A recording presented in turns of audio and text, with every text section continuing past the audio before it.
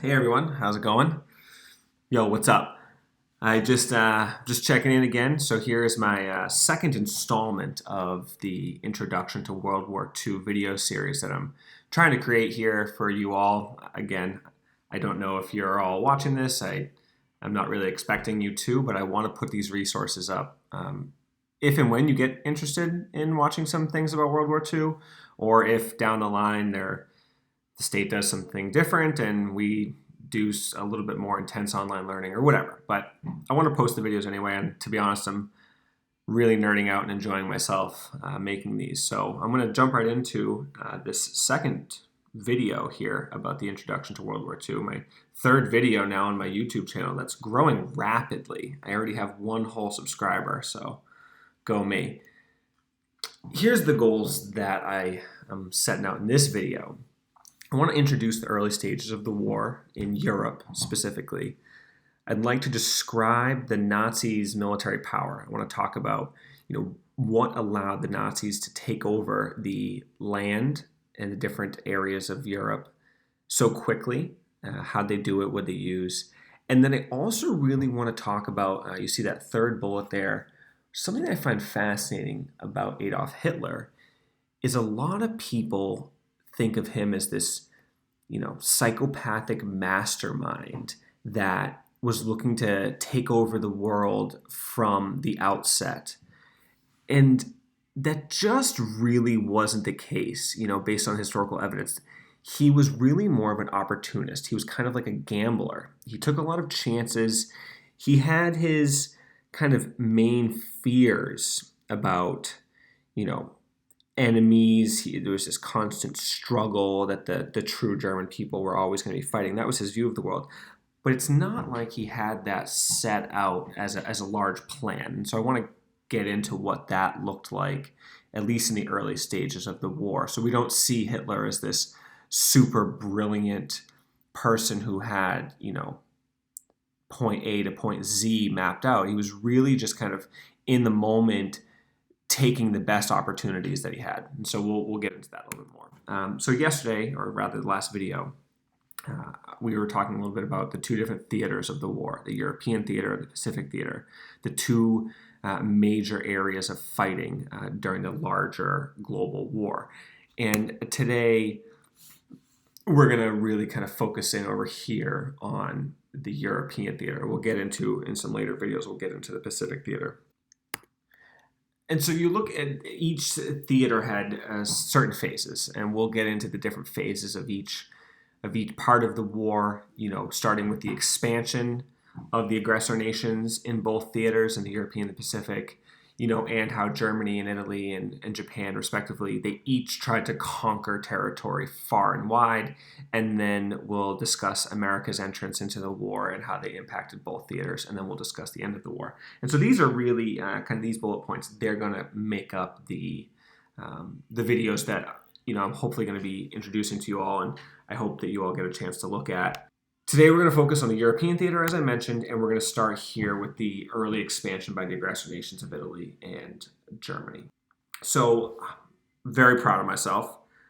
Downloaded a Paint app, started coloring in some stuff, and it's really giving me a lot to do during this quarantine. I was working on this outside on the deck today, social distancing, not coming in contact with anyone, so it's quite nice. Good use of my time. Here's a map of the world, kind of after the Treaty of Versailles. Map of Europe, rather. After the Treaty of Versailles.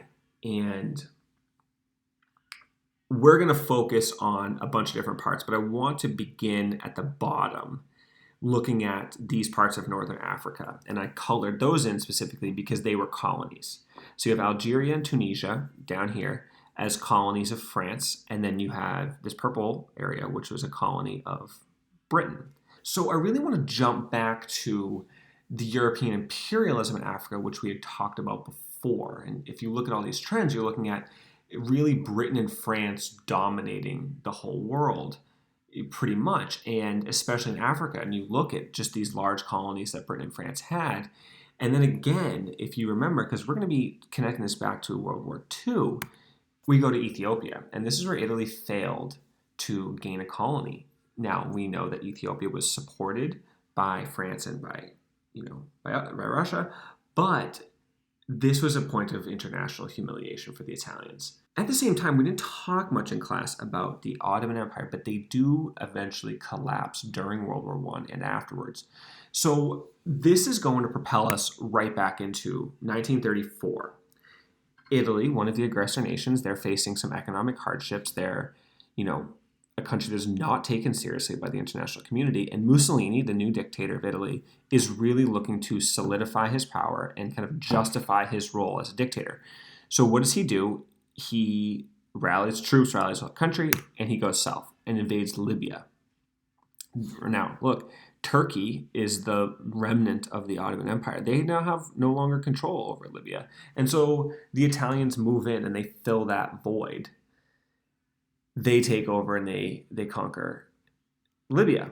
And so Libya becomes an Italian colony. Now, shortly after that, Italy continues their march south and they invade Ethiopia in 1935. And in that, Ethiopia is actually being attacked by chemical weapons that were seen to be off limits after World War I. But it just shows you that Italy was very aggressive. They absolutely needed to win that conflict. They could not face a second defeat to the Ethiopians. They needed that as almost like a national pride victory.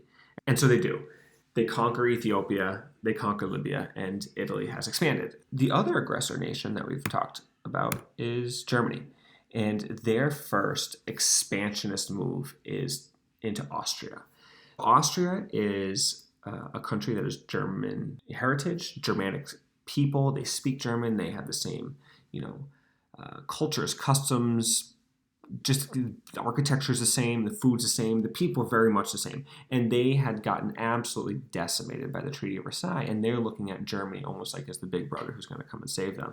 What you have, we talked about this in class, was Hitler offers the people of Austria an opportunity. And this was the ballot that he gave the people of Austria. And he says, hey, do you want to be a part of the Reich? Do you want Adolf Hitler to be your supreme leader? Yes or no? Very clearly bias towards yes, but a lot of Austrians actually did want to be a part of Germany because they saw Germany as this big, strong country. And they welcome the Nazis as they move into Salzburg, as they move into Vienna and into other parts of Austria. They were greeted as almost liberators. And here I think is an interesting picture. This is a group of German soldiers taking down the border crossing between Germany and Austria, right? So removing that barrier and making the country one whole country. Next is the area of Czechoslovakia. And this was a point of serious concern for Hitler because he viewed Czechoslovakia now. It's a new country. It was created after World War I by, the Treaty of Versailles. And he views this as Germans being ruled by Czech people that he viewed to be inferior to Germans. And he felt in his mind that this was just unacceptable morally, that Germans should not be subservient to any other type of person, any other race or ethnicity. And so Hitler wants to take back the part of Czechoslovakia that he views as German, which would be kind of this area along the border called the Sudetenland. And Hitler actually tries to negotiate this with the Czech government. And of course, they say no, they don't want to give up their land. And Hitler is, causing a concern. And so who gets involved but the British? The British go and the French, and they get involved to try to negotiate. This ends up working out in Hitler's favor because, Prime Minister Neville Chamberlain and the French government also, they are very concerned. They're concerned about another war breaking out. They're concerned that this could drag them into a conflict. But the British are also interested in actually seeing Germany maybe be a strong country that they could potentially trade with. And so you get the policy that we talked about in class, which was appeasement. And here's Chamberlain returning home, showing the document that Hitler signed, basically saying, I just want Czechoslovakia, not going to go any further. I promise. You just give me this and we'll be all good. And Chamberlain takes Hitler at his word because he was actually hopeful that this was going to bring peace, right? There was this over sense of optimism that people in Europe had. And, here you got the Sudeten Germans. They were offered a similar ballot. They welcome Hitler. The Czech government, however, feels entirely betrayed by France, by Britain, and by the League of Nations, that they have done nothing to stop Hitler once again. Now both of these countries become annexed as part of Germany. And so just like that, Germany and Italy have both expanded their territories with almost no resistance whatsoever. Germany, very little resistance. No blood needed to be shed. It was almost, just walking in, taking it over. So now 1939, right, a year later, this is really where kind of the fate of the world hinges in this year. And the decisions made by Britain, France, Germany, Soviet Union, Poland, decisions made by the leaders of these countries are going to set the course and set the stage for the conflict that will be World War II. And it really centers around Poland. Poland is a fascinating country in this entire conflict. Poland was a newly created territory after the Treaty of Versailles was signed. It's very interesting because it was land kind of taken from the Soviet Union since they weren't in the Paris Peace Conference. It was land taken from Germany, but these people are also ethnically Polish. And it's a very, very awkward situation for these three countries, the Soviet Union, Poland, and Germany. But it also garners the concern of Britain and France. Britain is interested in seeing Germany be prosperous. Britain wants a trading partner. They want a peaceful, prosperous Germany. At the same time, Britain wants to maintain its dominance of their global empire. And so these are the two major concerns. And the actions of Germany at this stage are almost causing these two concerns to be contradictory. Can you have a peaceful Germany that's growing in strength that does not threaten the British Empire? Now, if you're the British government, you obviously hope that Germany is capable of expanding, but is not going to do anything to threaten the EU. But can you really know that? And given the actions by the Nazi government, given their political rhetoric, it would seem that Hitler was overly aggressive and he was going to eventually become a threat to the British. You're now the British and you're seeing this controversy around the territory of Poland. And you're seeing Germany take Austria, take Czechoslovakia. They're getting bigger. Now, maybe they take this area of the world and they're content. If you're British, that's the ideal situation. Germany's strong, they can buy your goods, you buy their goods, but there's always the fear that Germany is going to expand and then they're going to expand into you, right? Because Germany's goal is this constant struggle against enemies, against inferior races that they viewed, and against enemy nations, whoever they might be. Now, if you're Hitler, it almost doesn't really matter who the enemy is as long as there is an enemy. You just need somebody to fight to continue to justify your position, to continue to justify the Nazi government. So you always need enemies. Where he went with that was kind of up to chance in a way. Because in 1939, Hitler actually already had an agreement, an understanding with Poland, right? Germany had signed a non-aggression pact with the Polish government in 1934. So this had now been 5 years that Germany and Poland, they're kind of working together. And so Hitler actually proposes an extension of the non-aggression pact in 1939.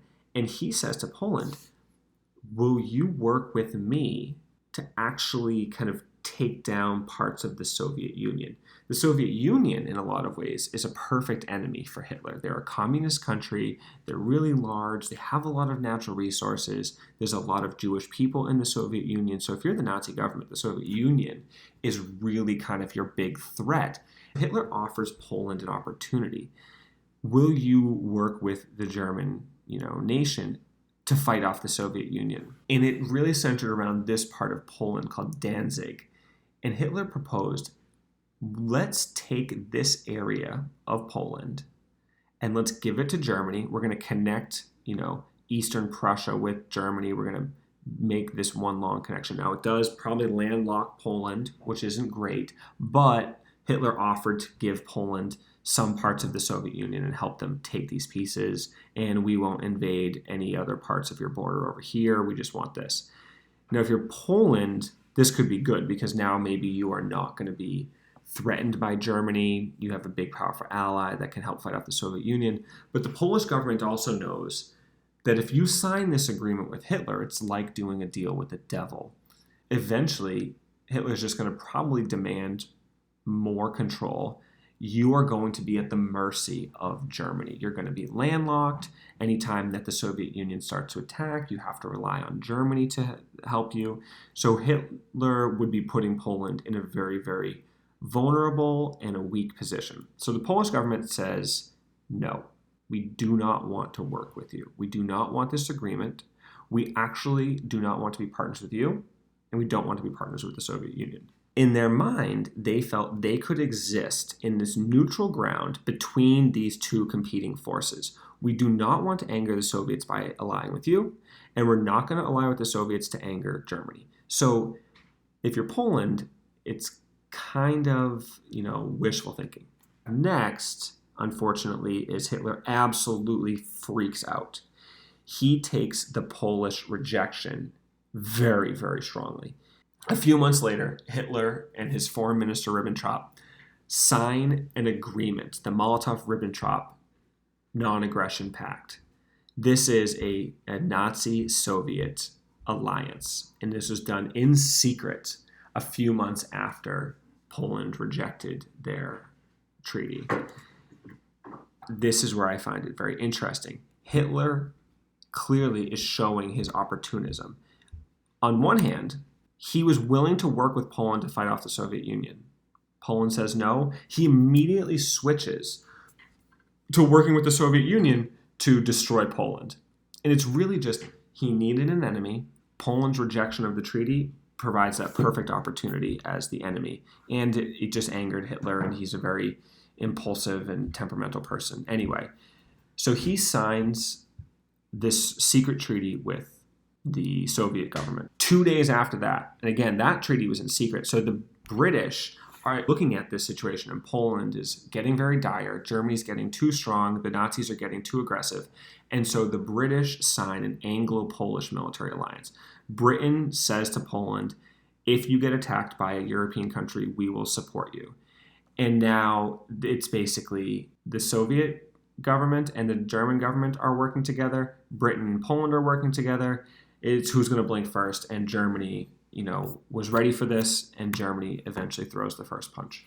On September 1st, 1939, Germany declares war on Poland, and by many accounts, this ushers in the start of World War II in Europe. Now, we can talk about the invasion of a bunch of other places, and Japan was at war in China for many years before this, but this was really the seminal moment of the 1930s.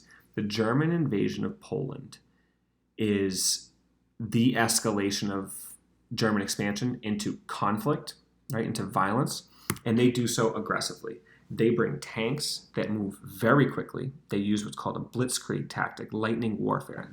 They bring dive bombers. They start attacking towns all across Poland. They're bombing innocent civilians. They're using their navy to launch attacks from the ocean onto Poland. They're burning villages. They're just rounding people up. They have these mobile killing squads. They're arresting people. They're taking prisoners of war. They're taking women and children. And this is really the start of the Nazi atrocities and what many would consider to be a crime against peace, right? This was a country not at war with Germany, and they initiated a conflict.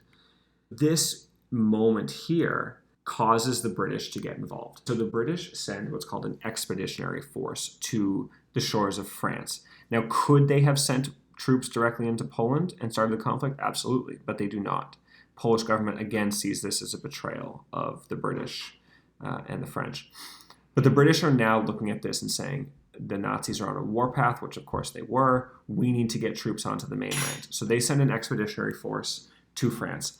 And also in that same year, because there was the mutual understanding, you have the Soviet Union invading Poland from the east. So Poland is really the country that's getting absolutely destroyed here. And sure enough, with Hitler's command, Italy invades Albania. So now the aggressor nations are doing aggressor nation things. The continent of Europe is at war once again. World War I, the Treaty of Versailles, was signed in 1919, and 20 years later, they're right back at it. It's all the same players, all the same characters. They're right back in conflict again. And so here's the map, right? In 1940, Poland has been divided. It's being occupied by two invading forces. Italy's picked up another colony, and there are British troops in France ready for the German onslaught. And so the next place Germany goes is north. They take Denmark very easily. Their army is super organized. They're fast moving. And then with their navy, they move north into Norway. Now, they do have some struggles in Norway because the British Navy is patrolling the North Sea, and the British Navy is a very formidable fighting force. But nonetheless, Germany takes those places. And where do they go next? To the Low Countries. The Low Countries being the Netherlands and Belgium. They're called the Low Countries. They're very flat.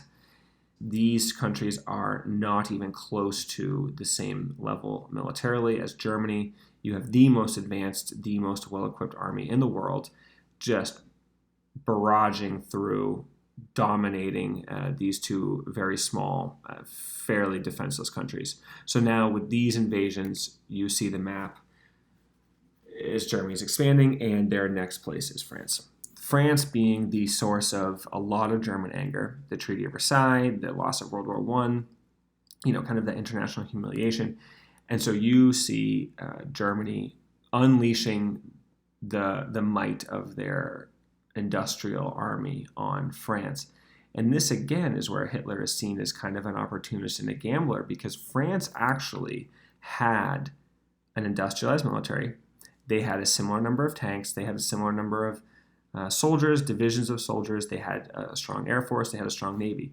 So France was a country that could stand up to Germany. And Hitler, again, is gambling. He's gambling on the fact that he believes France is not going to be prepared. They're not going to be ready for a German attack. He is counting on his commanding officers making good tactical decisions on the battlefield, and he's just hoping that France is caught unaware and they don't make the right decisions. Now, even with the British Expeditionary Force, France is caught unaware. They are not ready for the wrath of the German military. And sure enough, France is overrun. And there was a chance, maybe, if some military leaders of France make better decisions, that Germany would be stalled.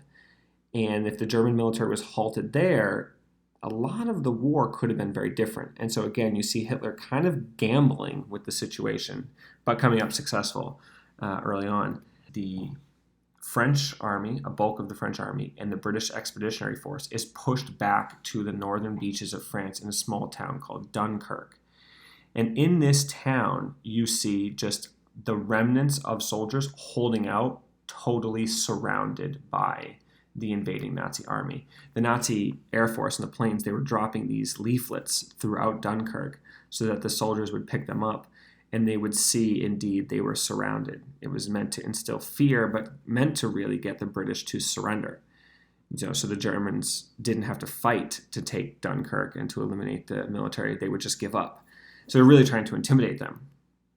And here's what you got. You have all of the British soldiers here lined up on beaches. This is actually an image from the movie Dunkirk, a modern film, but I think the image is a pretty good view of what the soldiers are doing. They're wading out into the shallows, waiting to get picked up. And so all in lines, just sitting ducks on the beach. And the German Air Force is just strafing them, bombing these soldiers. They're shooting the soldiers, and there's nowhere that they can go. They're entirely surrounded. Here is a visual of the movie Dunkirk and just what the soldiers were going through, just waiting to be attacked, really nowhere to go. You can see that they're just totally defenseless. Here's another visual of the same film, and you see they're totally sitting ducks, right? The Germans really just have to shoot them. And they're totally surrounded. They can't really run away until they get on those boats and sail across the channel back to England. At this moment, you see, an incredible act of leadership by Winston Churchill, the Prime Minister of England. And he's faced with a dilemma. There's a portion of his government that wants to give in to Hitler. They want to make concessions. They want to make an agreement. They kind of want to almost surrender. And hey, if we do this, maybe Hitler will stop killing our people. He won't invade Britain. He'll stop where he is in France. We give up some things. Hitler stops attacking us, and we can kind of bring this conflict to an end. And to be honest, there was actually a situation Hitler talked about where he might have been open to an agreement to end the war with the British, right? Because again, he still had enemies to the east. He still had the Soviet Union that he wanted to, fight off. He still had, Jews in Poland that they needed to deal with. There were still enemies abroad that he could fight. But Winston Churchill knew that if they made an agreement with Hitler, one, it would be an agreement that was obviously beneficial to the Nazis, and it would be only a matter of time before the Nazis kept taking advantage of the British. And the other thing that Churchill knew is if they made agreements, it would involve almost the forfeiture of many British colonies. And that is really what made the British Empire the empire. It's what made Britain strong. They're a tiny little island. Their strength came from their overseas empire. And to give up parts of that meant to give up really what made Britain Britain. And Churchill was not ready to do that. He said, we are not going to surrender. We're not going to give up this fight. Even if it means the annihilation of our country, we are not going to go down without a fight. And it was this incredibly brave moment where he rallied the country and told them, we're going to be in this. This is going to be terrible. This is going to be very uncomfortable. We're going to suffer and we're going to have to endure. And this is the moment that I think about, to draw some connections to the modern day for our world today. This is really a moment, like what we are going through. Now, the struggles that we're going to deal with are far from the, fighting off the Nazis. But it's a moment where you have to say to the country, we need to endure. This is not going to be pleasant, but we need to do this for the survival of our country and our people. And so this is what he says to the country. And they carry out one of, I think, the most fascinating events of World War II. He needs to get the British army off the beaches of France. They're totally surrounded, right? And they need to get them home. If they get them home, they have a chance at fighting off the Nazis if they invade England. But you got the channel here, right? And if they send large boats over, they're going to be attacked by German submarines. They're going to be attacked by German dive bombers. They're slow moving. There's only a few of them. So what do? He initiates a plan called Operation Dynamo, where they enlist hundreds of civilian boats to sail across the channel and save as many British and French soldiers as they possibly can. This is the evacuation of Dunkirk. And again, here is a scene from the movie Dunkirk. And you see they're just regular boats, just regular people hopping in there, little cruisers, or little fishing boats that they go out for on the weekends, and sailing across the channel to rescue the British army. And to do that means we are potentially rescuing our country from invasion of the Nazis. And the reason this plan is ultimately successful is that these boats can go ashore much easier. They can go right up to the sand than larger troop transports. And the soldiers can get in these boats and then they row themselves back across the channel. They sail back across the channel. It's harder for the Germans to attack hundreds of these little ships all over the ocean. It's harder for German submarines to shoot them down. And since there are so many of them, they can rescue a lot of the British Army. And they actually rescue a huge portion of the army and French soldiers themselves. This evacuation, the most successful military evacuation in history, saves 338,000 British troops, some of the best troops in the military. And so because of that, the British are able to almost protect themselves so they can fight on for another day. But France, unfortunately, does fall to the Nazis. And a portion of France, somewhat favorable to the Nazi regime, but also looking to preserve the French Empire, they become a puppet state of the Nazis, the Vichy government. So you have France taken, and then there's this puppet state, which is still kind of controlled by the Nazis, but they're technically France. And so you see Germany really occupying a huge portion of the continent. And this picture, I think, is just very chilling. Obviously, Hitler in front of the Eiffel Tower in Paris, showing his conquest of the continent. So here's where we were. And just a decade later, the Nazis, Italy, and the Soviet Union really reshaped the map. And so I kind of go back to the goals here, where we wanted to talk about the early stages of the war, talk about how Hitler was an opportunist, talk about the Nazis, their technology, the speed with which they used the technology, their organization. They were preparing for war for a decade, and the rest of Europe was not ready. They were just flat out not ready for what the Nazis were unleashing. And it really gave Hitler the advantage, And so you see here, the Nazis are in firm control of Europe in 1940, and our next video, we're going to talk about the German expansion, or attempted expansion, into Britain and then to the east. So thanks for listening, and enjoy the rest of your quarantine while you can. And I'll be posting another video next week. So see you later.